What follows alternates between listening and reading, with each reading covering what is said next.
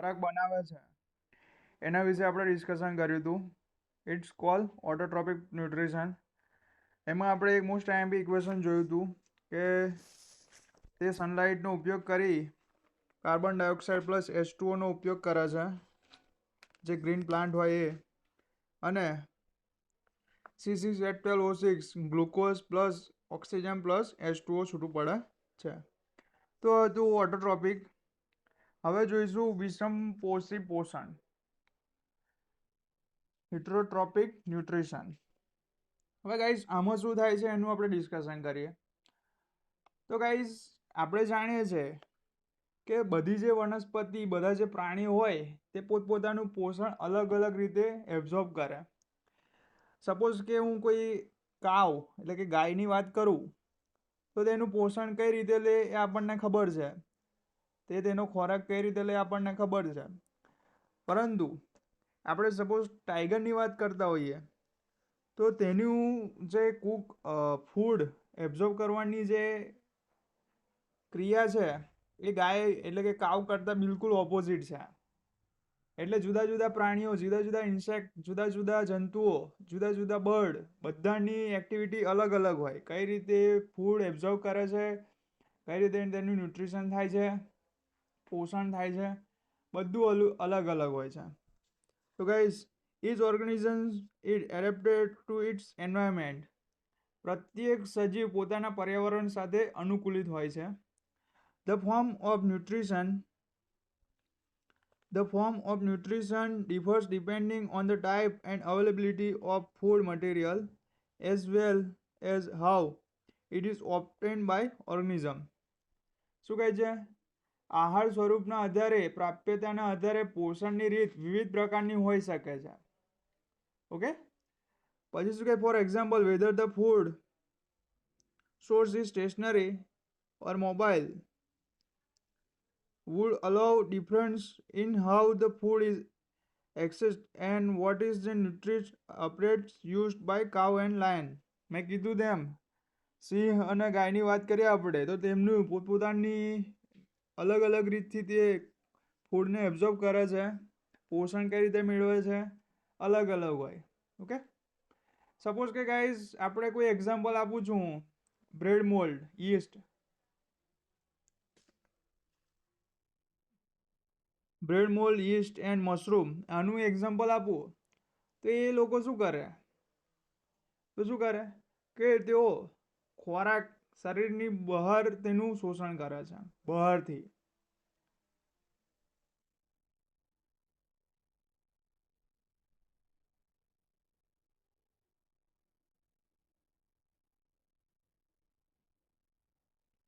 Some organisms break down the food material outside the body and then absorb it. બહારથી પોષણ કરે છે. એમાં કયા એક્ઝામ્પલ આવશે? બ્રેડ મોલ્ડ, યીસ્ટ અને મશરૂમ. એક માર્કમાં ક્વેશ્ચન પૂછાઈ શકે કે હિટ્રોટ્રોપિક ન્યુટ્રિશનનું એક્ઝામ્પલમાં કયા જે એક્ઝામ્પલ છે, સમ ઓર્ગેનિઝમ, કયા ઓર્ગેનિઝમ છે જે બહારથી ન્યુટ્રિશન પ્રાપ્ત કરે છે, તો તમારે એમાં એક્ઝામ્પલમાં લખવાનું bread mould, yeast and mushroom. Other take in wall material break in it down inside their body. કેટલાક એવા બી સજીવો છે જે ખોરાકનું તેની અંદર અંતઃગ્રહણ કરવાની એમની પાચનની રીત પર નિર્ભર છે. એક્ઝામ્પલ તરીકે તો એક્ઝામ્પલ છે સમ અધર ઓર્ગેનિઝમ, પ્લાન્ટ છે, એનિમલ છે, વિધાઉટ કિલિંગ ધેમ. એ બધા એક્ઝામ્પલ છે કે તે અંતઃગ્રહણની રીતે ન્યુટ્રિશન પ્રાપ્ત કરે છે. The parasitic nutritive strategy is used by a wide variety of organisms like Coscuta, tricks, lice, leaves and tapeworms. શું છે કે અમરવેલ છે, ઉધઈ છે, જૂ છે, જળ છે, આ બધા સજીવો છે ને બીજા પર ડિપેન્ડ રાખે. એમને મારી ના નાખે, પરંતુ શું કરે, એમની પર ડિપેન્ડ હોય. સપોઝ કે આપણે જૂ એટલે કે આપણા શરીર માથામાં, અમુક લોકોના માથામાં હશે, આપણે તો નહીં હોય, પણ આ તો એક્ઝામ્પલ આપું છું, એ આપણને શરીરને, બોડીને હાર્મ ના કરે, પરંતુ ડિપેન્ડ છે આપણી પર. સપોઝ કે આપણે મોસ્કિટોસનું ઉદાહરણ લઈએ તો એ આપણને મારી ના નાખે, જસ્ટ આપણી પર ડિપેન્ડ છે.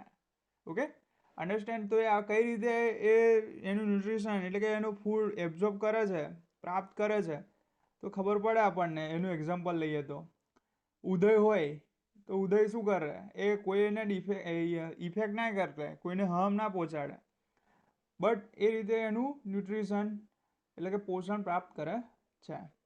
હવે ગાઈઝ ઇમ્પોર્ટન્ટ ટોપિક છે આજનો, nutrition in human being.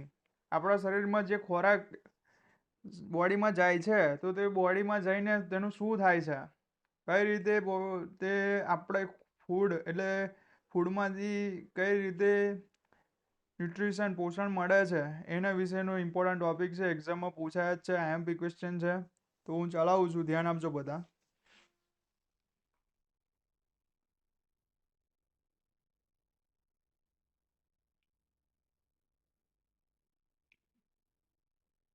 Nutrition in human being. તો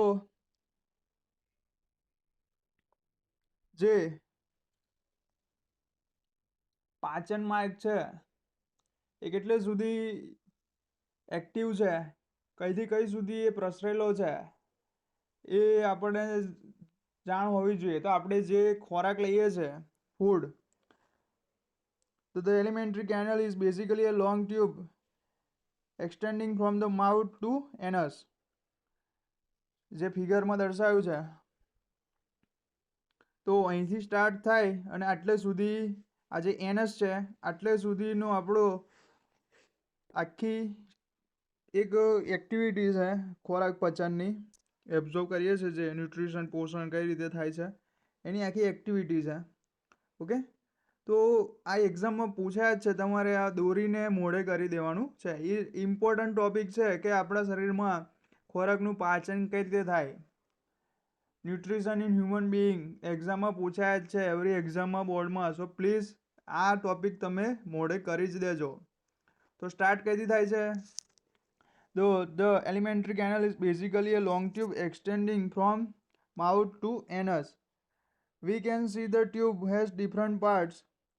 Various regions are specialized to perform different functions. What happens to the food once it enter in the body, we shall discuss. હવે guys suppose કે તમે કોઈ food એટલે કે કોઈ ખોરાક લીધો, તો એનું શું થાય છે, કેટલા પાર્ટમાં કઈ કઈ રીતે એક્ટિવિટી કયા પાર્ટમાં શું થાય છે, and what is the speciality of the different part, એના વિશે આપણે ડિસ્કસ કરીએ. તો વિદ્યાર્થી આપણે શું કરીએ કે we eat various type of food which has to pass through the same digestive tract. તો આપણે ખોરાક લઈએ છીએ તો એક જ પાચન માર્ગમાંથી પસાર થવાનું હોય છે. ઓકે, તો પહેલાં આપણે naturally the food has to be processed to generate particles which are small and of the same texture. આપણે જે ખોરાક લઈએ છીએ તે નાના નાના કણોમાં રૂપાંતરિત થાય છે. પછી શું થાય? તો this is achieved by crushing the food with our teeth. આપણા દાંત વડે તે નાના નાના પાર્ટિકલમાં એનું રૂપાંતર થાય છે. પછી since the lining of the canal is soft,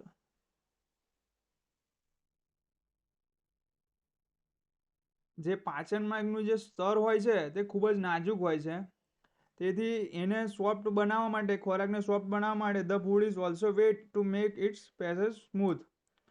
જે આપણી જે બોડીની જે ફૂડ લઈએ છે તો તે કઈ રીતે ડાયજેસ્ટ થાય છે, એની જે એક્ટિવિટીમાં સમ પાર્ટિકલ હોય છે, કેટલાક પાર્ટ હોય છે એ અમુક સોફ્ટ હોય છે. તો જે ખોરાક હોય છે, હાર્ડ ખોરાક હોય, હાર્ડ ફૂડ તમે લીધો હોય તો તેને પહેલાં સોફ્ટ બનાવવો પડે. તો એમાં શું છે, લાડ ઉમેરાય, વેટ થાય અને તે સ્મૂથ થાય. When we eat smoothing, we like our mouth waters. This is actually not only water but a fluid called saliva secreted by the salivary glands. Another aspect of the food we ingest it is complex nature.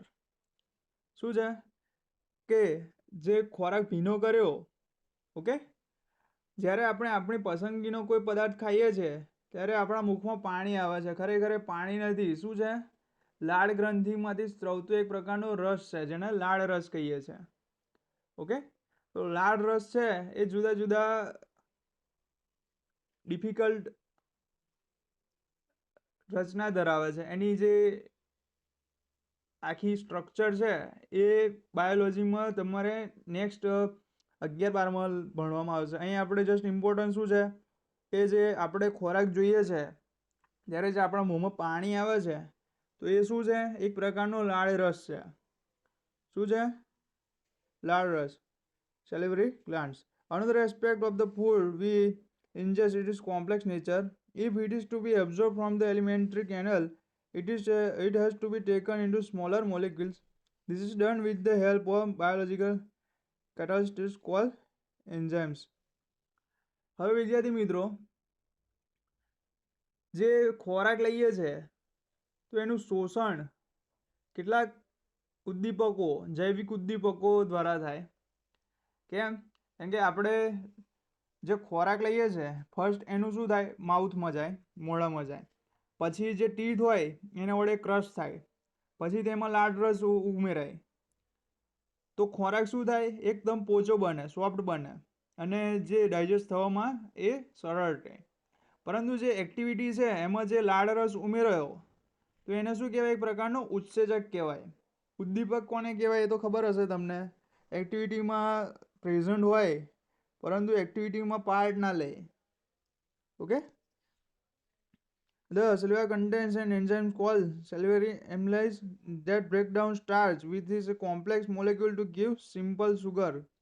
The food is mixed thoroughly with saliva and move around the mouth while chewing by the muscular tongue. હવે વિદ્યાર્થી મિત્રો, શું છે કે ખોરાક ગયો આપણા શરીરમાં તો તેમાં લાળ રસ ઉમેરાય છે જેને એમાઇલેઝ કહે છે. ઓકે. અને ખોરાક ચાવવા દરમિયાન જીભ ખોરાકને લાળ રસ સાથે ભેળવી દે છે. એટલે કે શું થાય? જે ખોરાક આપણા મોંમાં ગયો તો તેમાં લાળ રસ બી ઉમેરાય છે. શું થાય? લાળ રસ ઉમેરાય તો જે આખો જે ફૂડ લીધો આપણે એ સોફ્ટ થઈ જાય. આટલે લગીને તો એક જ વસ્તુ શીખ્યા આપણે કે માઉથમાં જે ફૂડ જાય તેમાં અમુક પ્રકારના જે રસ હોય એ ઉમેરાય. એનું મેઇન રીઝન શું હતું? જે ફૂડ આપણા મોંમાં એબ્ઝોર્બ થયો, આપણા મોંમાં જે માઉથમાં જે તમે ફૂડ લીધો પહેલાં તે ક્રશ થાય છે ટીથ વડે, દેન આફ્ટર તેમાં સમ પ્રકારના કેટલાક રસ ઉમેરાય તો તે શું થાય? ફૂડ સોફ્ટ થઈ જાય અને ડાયજેસ્ટ કરવામાં સરળ રહે. Okay.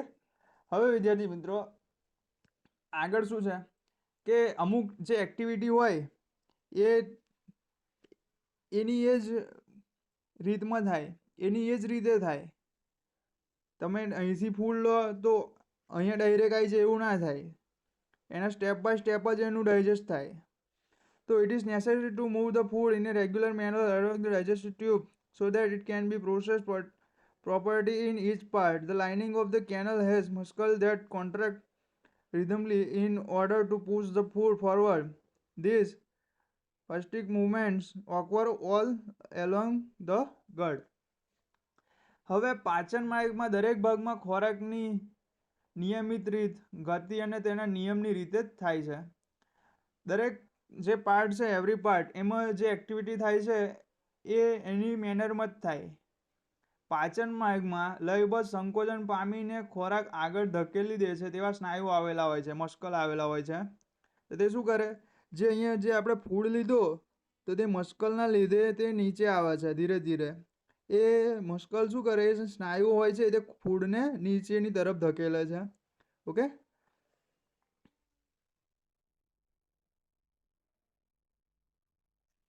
From the mouth, the food is taken to the stomach through the food pipe. The stomach is a large organ which expands when food enters it. The muscular wall of the stomach helps in mixing the food thoroughly with more digestive juice. હવે જે સ્ટોમચ છે એ સ્ટોમચમાં જે food આવ્યો તો આની જે દિવાલ છે, વોલ, એમાં જે મસ્કલ આવેલા હોય સ્નાયુ એ ફૂડને શું કરે? અંદર ઘૂમેડે. એટલે અંદર શું થાય? એમાં થોડાક પ્રકારના જ્યુસ એટલે કે રસ ઉમેરાય. ડિફરન્ટ ટાઈપના જ્યુસ હોય. આપણે જે પીએ છીએ એ જ્યુસ નહીં, અંદરનું જે અંદર કેટલાક પ્રકારના એસિડ બી આવેલા હોય છે કેટલાક પ્રકારના જ્યુસ આવેલા હોય છે. એ જ્યુસ શું કરે, જે ફૂડ આવ્યો એને વધારે સોફ્ટ બનાવે. અહીંથી તો સોફ્ટ બન્યો હતો જ, પરંતુ ડાયજેસ્ટિવ ફોર્મમાં ડાયજેસ્ટ થાય એ ફોર્મમાં જે ફૂડ અહીંયા આવ્યો સ્ટોમચમાં, એમાં કેટલાક જ્યુસ ઉમેરાય છે. ઓકે.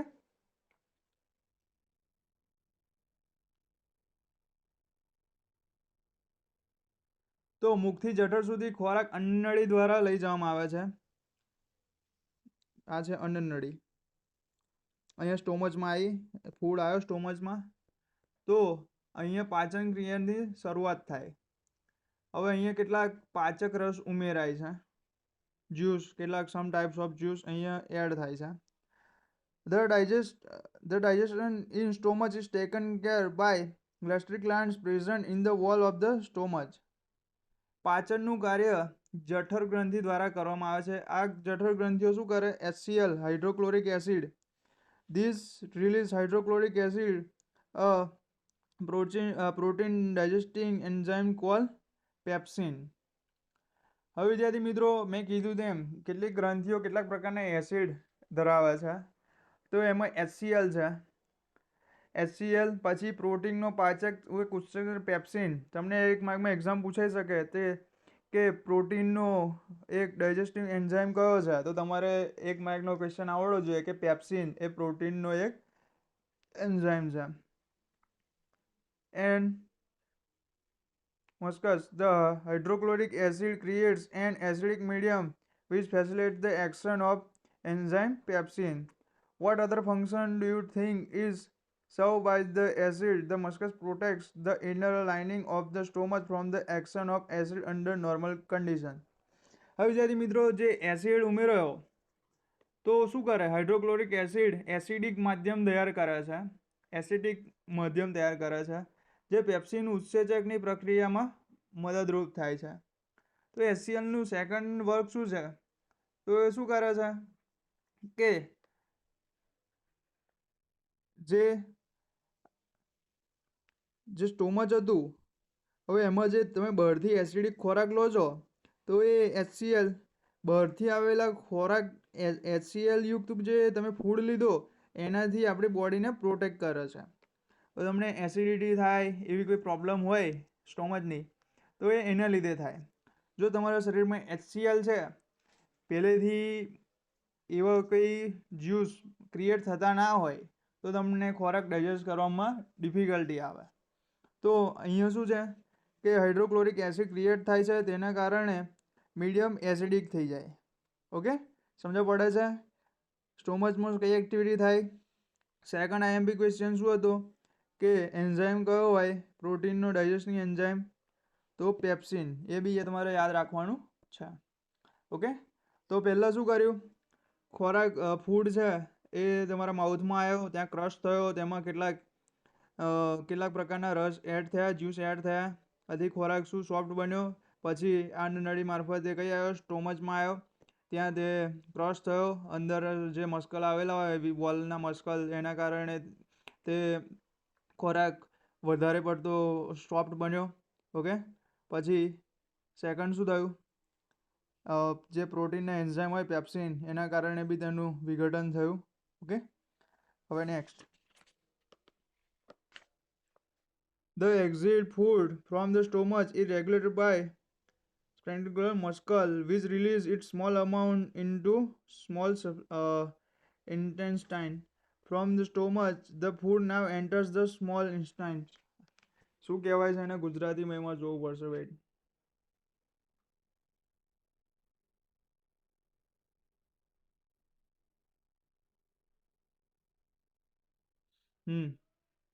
હવે ગાઈસ શું છે કે સ્ટોમચમાંથી જે ફૂડ આવ્યો એ શું થશે, જઠરમાં આવશે, નાના આંતરડામાં પ્રવેશે છે, સ્મોલ ઇન્સ્ટન્ટ, શું કહેવાય છે, સ્મોલ નાનું આંતરડું જ કહેવાય ને. ઓકે, તો જે ખોરાક છે એ જઠરમાંથી નાના આંતરડામાં આવે છે. From the stomach the food now enters the small in.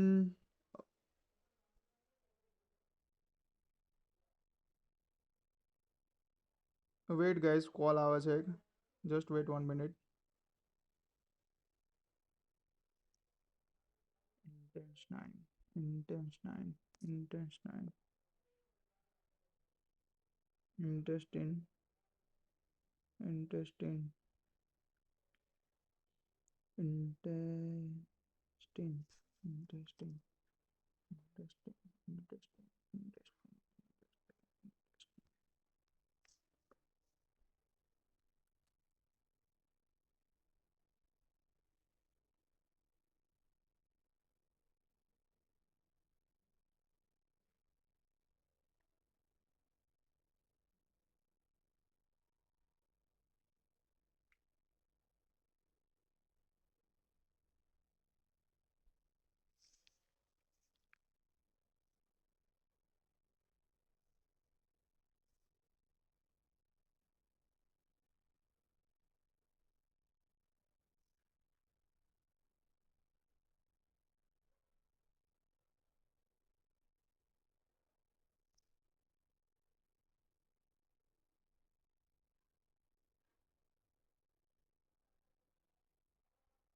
Okay, guys, sorry for delay. So the exit of the food from the stomach is regulated by a sphincter muscle, which releases its small amount into the small intestine. તો શું છે, જઠરમાંથી થોડા થોડા જથ્થામાં જે ખોરાક છે તે શેમાં આવશે? નાના આંતરડામાં. From the stomach, the food now enters the small intestine. This is the longest part of the alimentary canal, which is fit into the compact space because of extensive coiling. હવે વિદ્યાર્થી મિત્રો શું છે કે જઠરમાંથી ખોરાક છે સ્મોલ સ્મોલ પાર્ટમાં નાના આંતરડામાં આવશે. હવે જે નાનું આંતરડું છે તે આપણે ડાયજેસ્ટિવ જે સિસ્ટમ છે તેનો સૌથી મોટામાં મોટો પાર્ટ છે. ઓકે. હવે વિવિધ પ્રાણીઓમાં નાના આંતરડાની લંબાઈ ખોરાકના આધારે ભિન્ન ભિન્ન હોય છે. જુદા જુદા તમે પ્રાણીઓની વાત કરો તો તેમાં બધાની જે ફૂડ એક્સેપ્ટ કરવાની જે એક્ટિવિટી હોય છે બધાની જુદી જુદી હોય છે.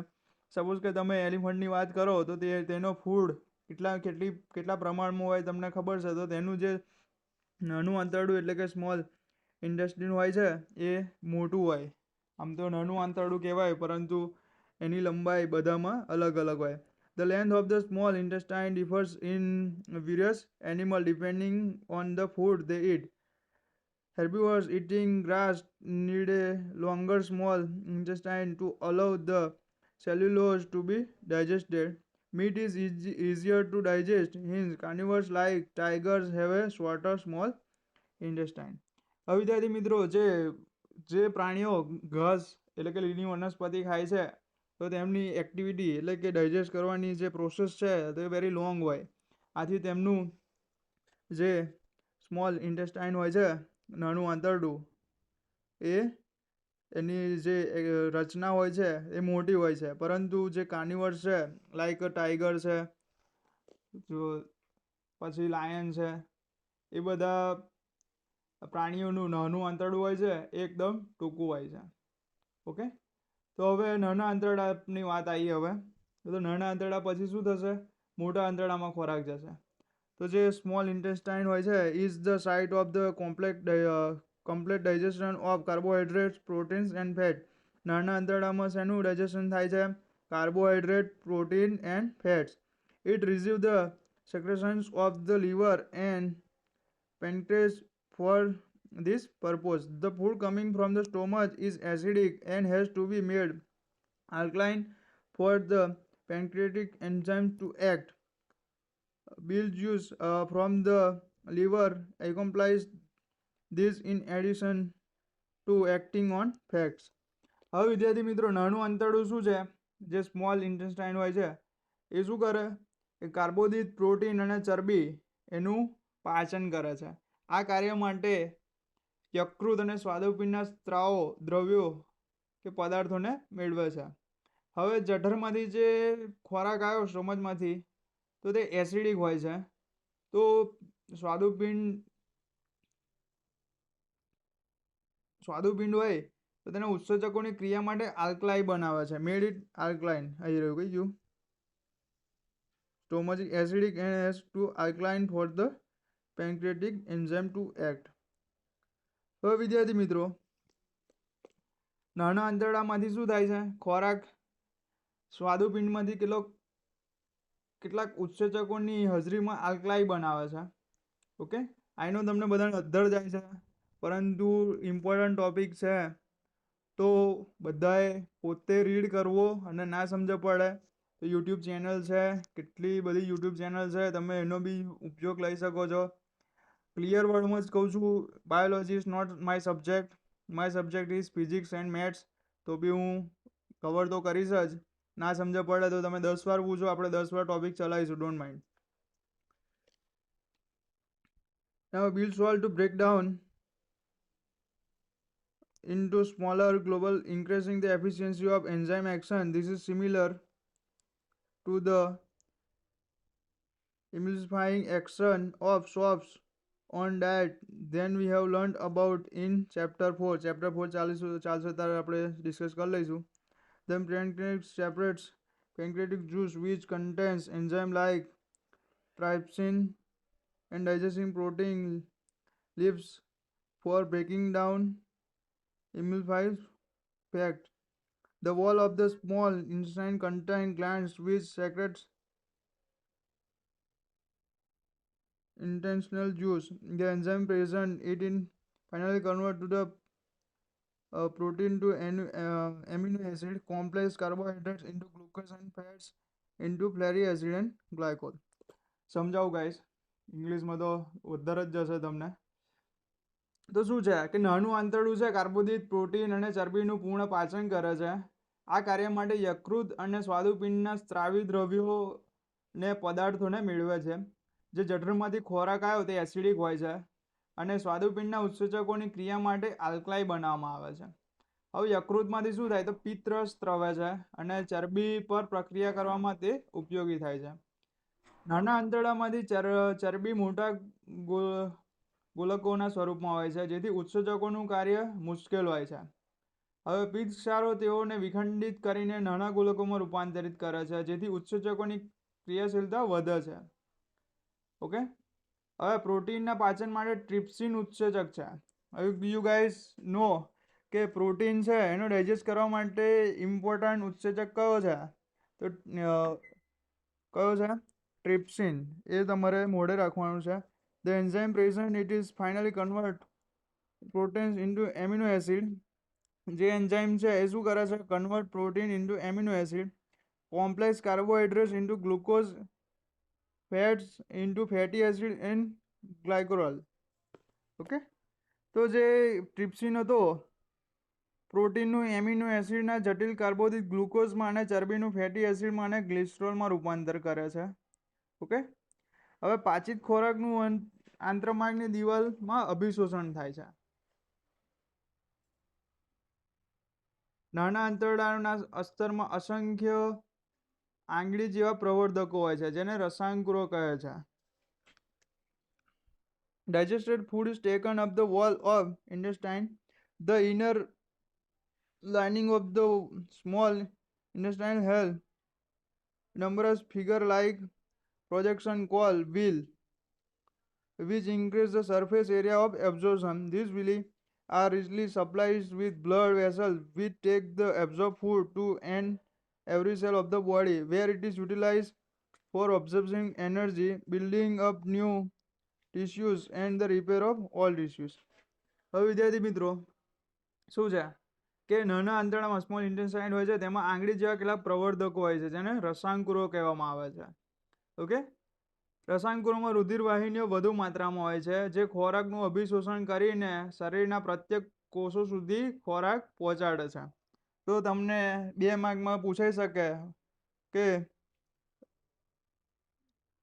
વિલી એનો યુઝ શું થાય. એવો ક્વેશ્ચન પૂછે કે what is the activity of Wiley in our digestive system. તો તમારે લખવાનું કે તેમાં કેટલાક પ્રકારના ફિંગર લાઇક પ્રોજેક્શન આવેલા હોય છે. તો તેમાં રુધિર વાહિનીઓ એટલે કે બ્લડની કેટલીક ગ્રંથિઓ આવેલી હોય છે, જે ખોરાક ડાયજેસ્ટિવ ખોરાકના જે જરૂરી પાર્ટિકલ એટલે કે જરૂરી તત્વો હોય એને ખોરાકના જુદા જુદા કોષ સુધી પહોંચાડે છે. ઓકે ગાઈસ, તો ચલો આટલું રાખીએ છીએ.